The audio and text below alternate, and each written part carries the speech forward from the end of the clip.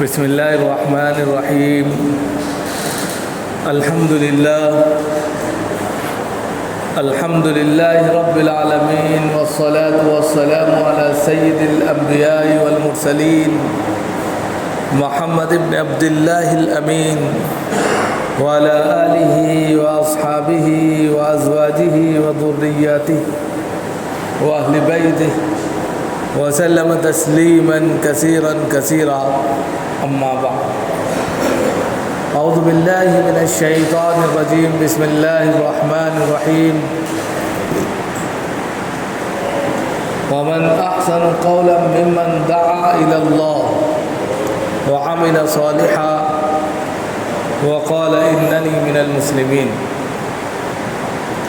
صدق اللہ العلی العظیم۔ محترم بزرگوں اور دوستوں، دینی اور ایمانی بھائیوں، اللہ رب العزت کا شکر ہے، اس کا کرم ہے کہ اس نے ہمیں اپنی بارگاہ میں آنے کی توفیق عطا فرمائی۔ حضرات، ہم نے آپ کے سامنے قرآن کریم کی ایک چھوٹی سی تلاوت پیش کی ہے، جس کے اندر یہ بیان ہے اللہ رب العزت کی جانب سے کہ ومن احسن قولا، سب سے بہترین بات، سب سے بہترین کلام جو ہو سکتا ہے، ومن احسن قولا ممن دعا الی اللہ، وہ ہے جو اللہ کی طرف بلائے، اللہ کی طرف دعوت دے، اللہ کی طرف اللہ کے بندے کو دعوت دیں، نیک عمل کی، نیک کام کی، اس کی عبادت کی، وعمل صالحا،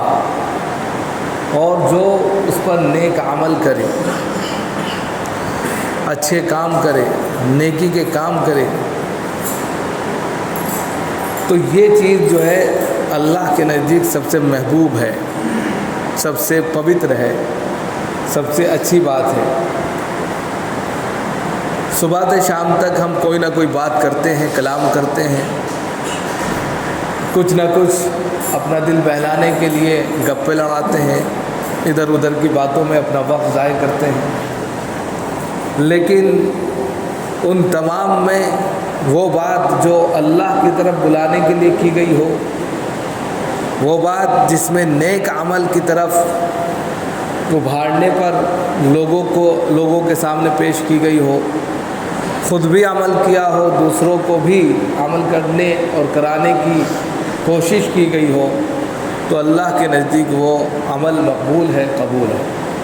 اور سب سے اچھا ہے۔ اسی قول کو، اسی دعوت کو لے کر پیغمبر، رسول آتے رہے اور اس دعوت کے فریضے کو انجام دیتے رہے۔ تقریباً 1,24,000 پیغمبروں کا ایک سلسلہ اس دھرتی پر آیا، اور آخر میں جناب محمد الرسول اللہ صلی اللہ علیہ وسلم بطحا کی وادیوں سے اسی دعوت کو لے کر میدان عمل میں آئے، اور 23 سال کی مختصر مدت میں پوری دنیا پر چھا گئے، اس دعوت کے ڈنکے بجنے لگے۔ آج ہم اگر یہاں سر جوڑ کر خدا کے دربار میں بیٹھے ہیں اور سب بندی کر کے اللہ کے حضور سجدہ ریزی کے لیے تیار ہیں، تو یہ اسی کا ثمرہ ہے جو جناب محمد رسول اللہ صلی اللہ علیہ وسلم نے آج سے 1400 سال پہلے محنت اور ریاضت اور اپنی قربانی دے کر اس دین کے لیے ہمارے لیے ایک بہترین طریقہ چھوڑا۔ اب جو اس طریقے پر عمل کرتا ہے، جو اس طریقے پر چلتا ہے، جو جناب محمد الرسول اللہ صلی اللہ علیہ وسلم کا طریقہ ہے، جو نبیوں کا طریقہ ہے، جو اللہ نے اپنے بہت ہی نیک خاص بندوں سے یہ عمل کرایا،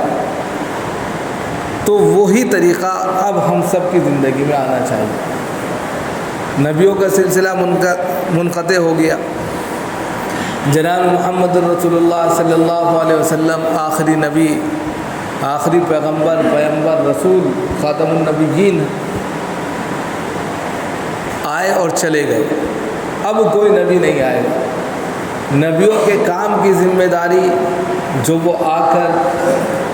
نبھاتے تھے، پورا کرتے تھے، وہ اس امت کے ہر فرد کے کاندھوں پر ڈال دی گئی، کوئی اس سے چھٹا نہیں ہے۔ کوئی اپنے کو بری کر لے کہ میرے اوپر یہ ذمہ داری عائد نہیں ہوتی تو یہ اس کی بھول ہے۔ ہر شخص اپنے میں ذمہ دار ہے، اس سے اس کی ذمہ داری کے بارے میں پوچھا جائے گا۔ کلکم راع و کلکم مسئول عن رعیتہ، ہر شخص اپنے میں نگراں ہے، ذمہ دار ہے،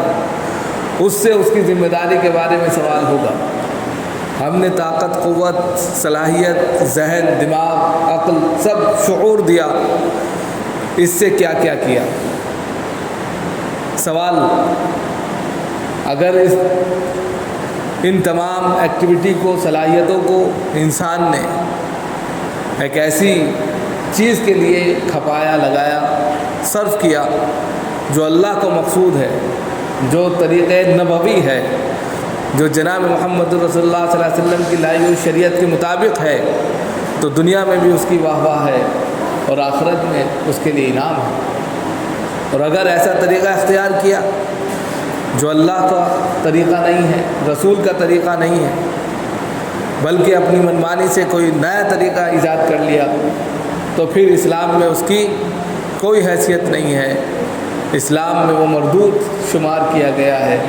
کہ ایسا طریقہ جس کی کوئی سند رسول سے، اللہ سے نہ ملتی ہو تو پھر وہ ناقابل قبول ہے، مردود ہے۔ اب سماج میں بہت سے طریقے رائج ہیں، دعوت کے، فکر کے، افکار کے، خیالات کے، لیکن ان طریقوں میں وہ طریقہ جو نبی کا طریقہ رہا ہو، وہ طریقہ جو اللہ کو محبوب رہا ہو، اس طریقے کو اپنانا اور دوسروں کو اس میں لانے کی فکر کرنا، یہ اولین فرض ہے ہر انسان کا۔ اسی لیے اس امت کو خیر امت کہا گیا، کنتم خیر امت اخرجت للناس تأمرون بالمعروف وتنہون عن المنکر وتؤمنون باللہ۔ اس سے پہلے امتوں کو یہ خطاب نہیں دیا گیا، یہ ٹائٹل نہیں دیا گیا، قوم کا لفظ استعمال کیا گیا،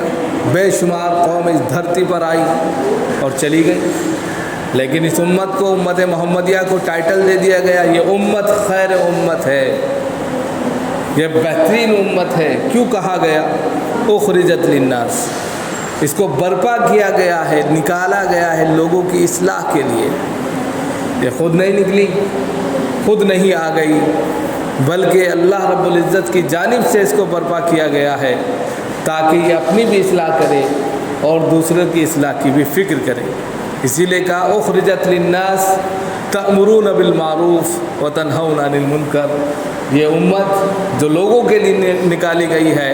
وہ لوگوں کو اچھائیوں کا حکم کرتی ہے اور برائی سے روکتی ہے۔ اب جتنی بھی برائیاں اس دھرتی پر پھیلی ہوئی ہیں، چھوٹی سے لے کر بڑی تک، اور جتنی اچھائیاں اس سماج میں رائج ہیں، چاہے وہ چھوٹی ہو یا بڑی،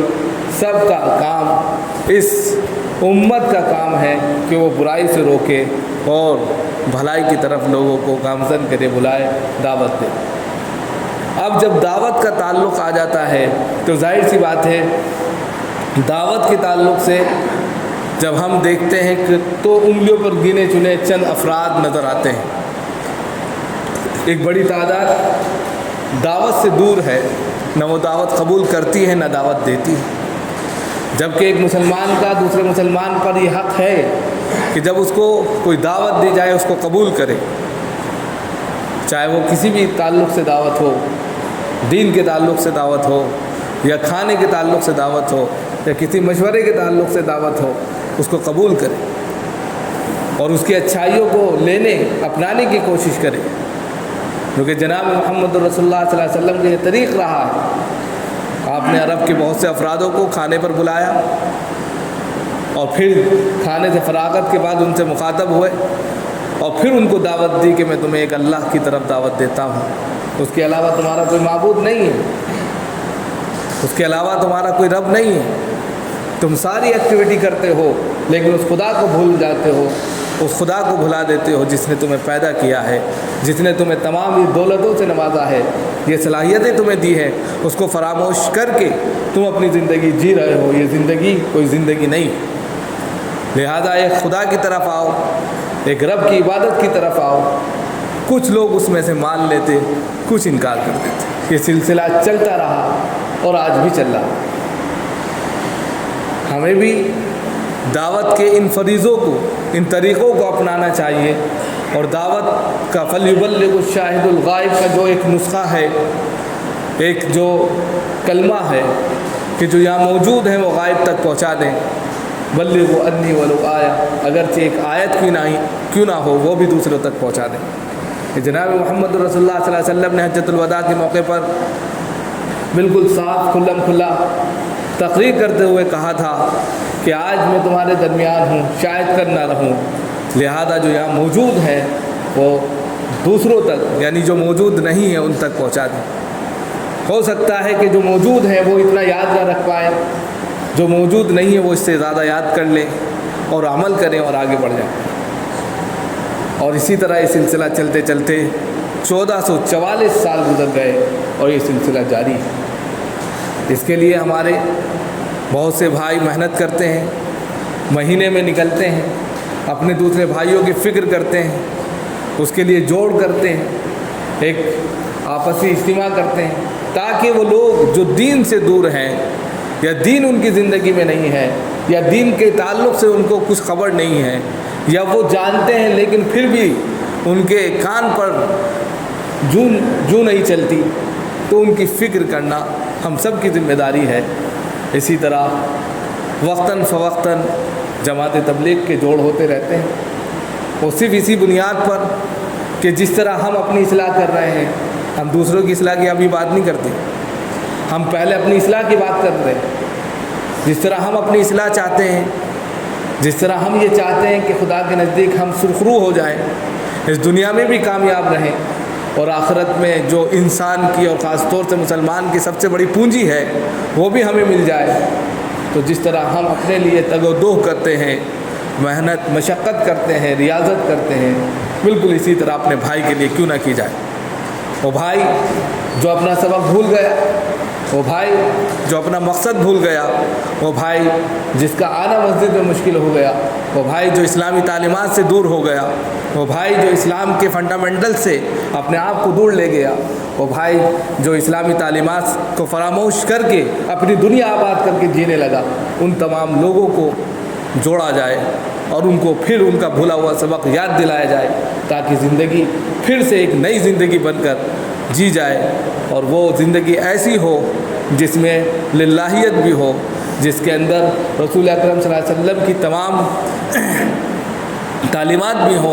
शरीयत इस्लामिया भी हो, ज़िंदगी का जीना उसके लिए एक बहार हो, एक सुकून और इत्मीनान का ज़रिया हो और इसके बाद की ज़िंदगी उसके लिए राहत और सुकून हो।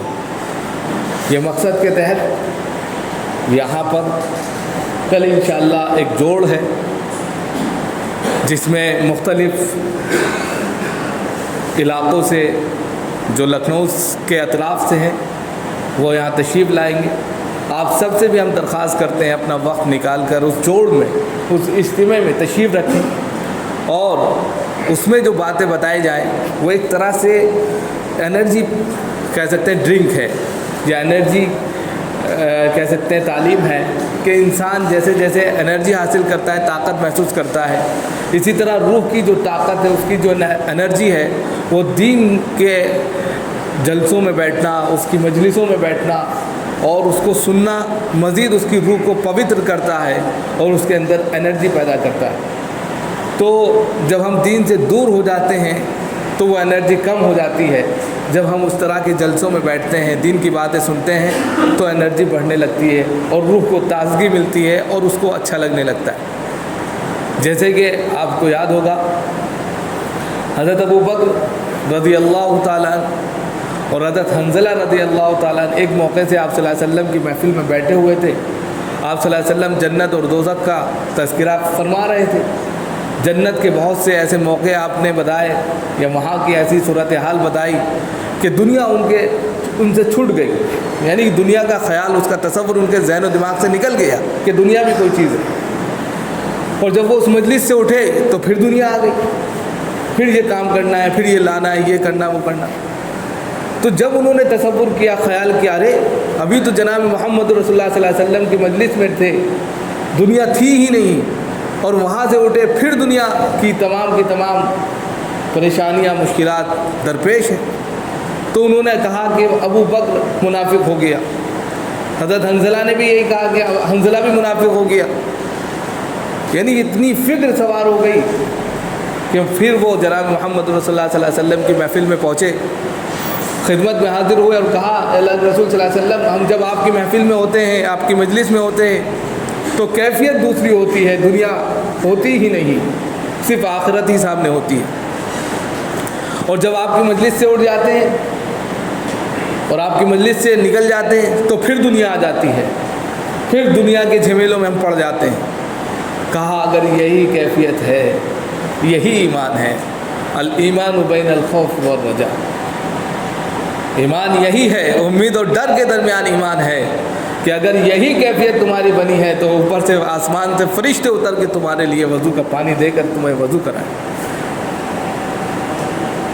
یعنی کہ یہ ایسا عمل ہے جو تمہاری کیفیت بن رہی ہے، ایک طرف ڈر اور خوف اعلیٰ درجے کا، دوسری طرف امیدیں جو انسان کی فطری چیزیں ہیں وہ بھی وابستہ، لیکن اس کے درمیان میں ایمان کی جو رمق ہے، جو روشنی ہے، وہ نہ آپ کو ادھر جانے دیتی نہ ادھر جانے دیتی۔ یہ ایمان اللہ کے نزدیک سب سے زیادہ مقبول ہے۔ بالکل اسی طریقے سے اگر ہم اللہ کی باتیں کرتے ہیں، 4-6 دن ہم اللہ کے بیانات سنتے ہیں، رسول اکرم صلی اللہ علیہ وسلم کی تعلیمات کو سنتے ہیں، ذہن ویسے ہی خود بخود بننے لگتا ہے، دنیا کی تمام چیزیں پھیکی لگنے لگتی ہیں، تمام چیزیں بیکار لگنے لگتی ہیں، وہاں جی نہیں لگتا، انسان کا دل مسجد میں اٹک جاتا ہے، وَرَجُلٌ مُعَلَّقٌ فِي الْمَسَاجِدِ، اس کا دل اس طریقے سے مسجد میں اٹک جاتا ہے کہ اس کا دل نہیں لگتا، پھر کاروبار میں دل نہیں لگ رہا ہے۔ اگر یہ کیفیت پیدا ہو رہی ہے تو یہ ایمان کی کیفیت ہے، ڈرنے کی ضرورت نہیں۔ الایمان یزید و ینقص، بخاری کے اندر یہ حدیث ہے، بلکہ ٹائٹل بھی ہے، ایمان گھٹتا بھی رہتا ہے اور بڑھتا بھی رہتا ہے۔ تو گھٹنا اور بڑھنے کا کانسیپٹ کیا ہے، طریقہ کیا ہے، کیوں کہا گیا کہ ایمان کبھی گھٹ جاتا ہے اور کبھی بڑھ جاتا ہے؟ جب ہم ایسی محفلوں میں ہوتے ہیں، مجلسوں میں ہوتے ہیں جہاں اللہ اور رسول کا تذکرہ ہوتا ہے، شریعت اسلامیہ کی باتیں ہوتی ہیں، جنت اور دوزخ کے وہ تمام فنڈامنٹلز جو ایک مسلم کو جاننے چاہیے، ایک ایمان والے کو جاننے چاہیے، وہ اس کے سامنے رکھے جاتے ہیں۔ جب قرآن کی روشنی میں بات کی جاتی ہے، اس کا گراف بڑھ جاتا ہے، خود بخود ایمان بڑھتا چلا جاتا ہے اور ہائی لیول پر پہنچ جاتا ہے۔ اور جب ہم مسجد سے دور، ایمان سے دور، ایمانی باتوں سے دور، قرآن سے دور، قرآنی باتوں سے دور، حدیث سے دور، حدیث کی باتوں سے دور، شریعت اسلامیہ سے دور، ہر چیز سے دور ہو جاتے ہیں تو گھٹ جاتا ہے۔ پھر ہم دنیا دار بن جاتے ہیں، دنیا والے ہو جاتے ہیں، پھر دنیا ہم کو اچھی لگنے لگتی ہے، پھر دنیا کی رمق اور چمک یہ ہم کو بھانے لگتی ہے، اور پھر ہمارا دل اس دنیا میں لگ جاتا ہے۔ لیکن خاموش ایک پنچھی ہمارے پیچھے لگا رہتا ہے جس کا نام موت ہے، وہ کبھی بھی آ کر ہمیں دبوچ لیتا، اس کی فکر ہم کو نہیں رہتی۔ اگر ہمارے سر پر یہ فکر ہو، ہمارے ذہن اور دماغ میں یہ فکر ہو کہ ایک ایسا پنچھی ہمارے پیچھے ہے، ایک ایسا شخص ہمارے پیچھے ہے، ایک ایسی ذات ہمارے پیچھے جو ہمارا پیچھا کر رہی ہے اور کبھی بھی دبوچ سکتی ہے جہاں ہم غافل ہوئے، تو پھر آپ یاد رکھیے کہ غلط قدم نہیں اٹھے گا، غلط زبان سے بات نہیں نکلے گی، غلط چیز نہیں ہوگی، غلط کچھ بھی نہیں ہوگا، کیونکہ آپ کا ذہن پہلے سے یہ چیز محسوس کر چکا ہے کہ ہمارے پیچھے کوئی ہے۔ اور اس کو دنیاوی اعتبار سے بھی سمجھ سکتے ہیں کہ جہاں یہ لکھا ہوتا ہے کہ آپ کیمرے کی نظر میں سی سی فوٹیج کیمرے لگے ہیں، وہاں انسان اطمینان سے گزرتا ہے، کوئی ایسی حرکت نہیں کرتا کہ وہ کیچ ہو جائے، اس کی فوٹو کھینچ لی جائے، بڑا اطمینان سے نکلتا ہے، کوئی حرکت نہیں کرتا۔ بالکل اسی طرح زندگی کا حال ہے، اگر اس کے ذہن میں سوار ہو جائے کہ موت ہمارے پیچھے ہے، اینما تکون یدرککم الموت، تم جہاں کہیں ہوں گے موت تمہیں پا لے گی، چھوڑے نہیں گئی۔ چاہے تم پہاڑوں کی کھو میں چلے جاؤ یا سمندر کے کسی کونے پر کنارے پر پہنچ جاؤ یا زمین کے کسی بھی خطے میں چلے جاؤ، جب موت آئے گی تو وہ تمہیں پالے گی۔ اینما تکونوا یدرککم الموت، موت تمہارا پیچھا نہیں چھوڑے گی۔ ذہن میں اگر یہ چیز انسان بٹھا لیتا ہے، یہ کانسیپٹ بٹھا لے کہ میرے پیچھے کوئی ہے، تو وہ غلط کر ہی نہیں سکتا، غلط کوئی بھی چیز نہیں ہوگی، اور پھر یہی چیز اس کے ایمان کو بڑھاتی چلی جائے گی۔ اسی مقصد کے تحت اور اسی اغراض کے تحت یہ جو اجتماع ہوتے ہیں، یہ جو جوڑ ہوتے ہیں، یہ صرف اسی لیے کیے جاتے ہیں اور کرائے جاتے ہیں تاکہ ہمارے وہ بھائی جو بھول گئے ہیں زندگی کے مقصد کو، زندگی تو عبادت کے لیے ہے، دنیا کمانے کے لیے نہیں۔ وما خلقت الجن والانس الا لیعبدون، ہم قرآن پڑھتے نہیں ہیں،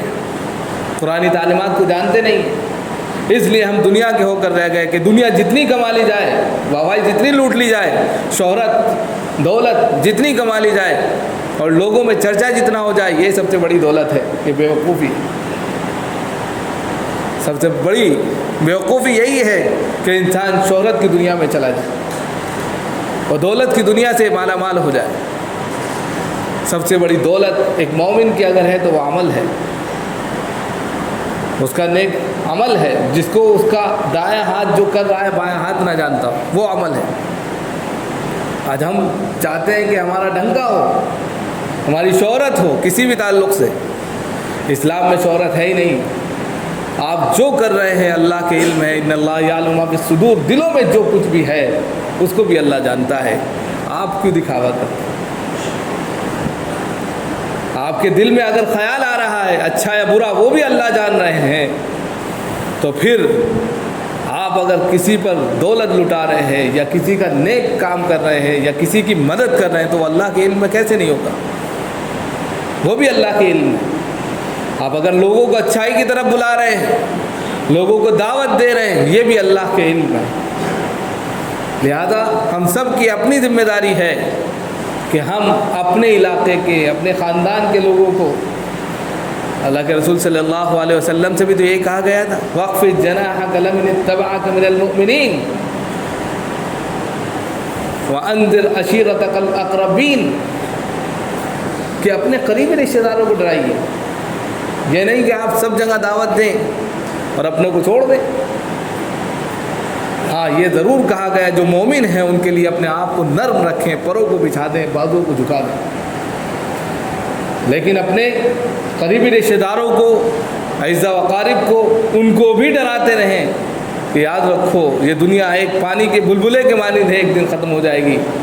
اگر اصل زندگی جو ہے وہ آخرت کی زندگی ہے، اس کے لیے تیار ہونا ہے، تیاری کرنا ہے، اس کے لیے وہ عمل کرنے ہیں جو اللہ کو مطلوب ہے، مقصود ہیں، جو جناب محمد رسول اللہ صلی اللہ علیہ وسلم کا طریق رہے ہیں، جو ان کا اسوہ رہے ہیں، اس اسوے کو اپنی زندگی میں ڈھالنے کی ضرورت ہے۔ اگر وہ ڈھال لیا تو دنیا کامیاب ہے، دنیا فتح ہے، اور آخرت اس سے کہیں زیادہ ہمارے حصے میں ہے۔ یہ چند باتیں آپ کے سامنے رکھ دی گئیں، اللہ تعالیٰ ہم سب کو عمل کی توفیق عطا فرمائے۔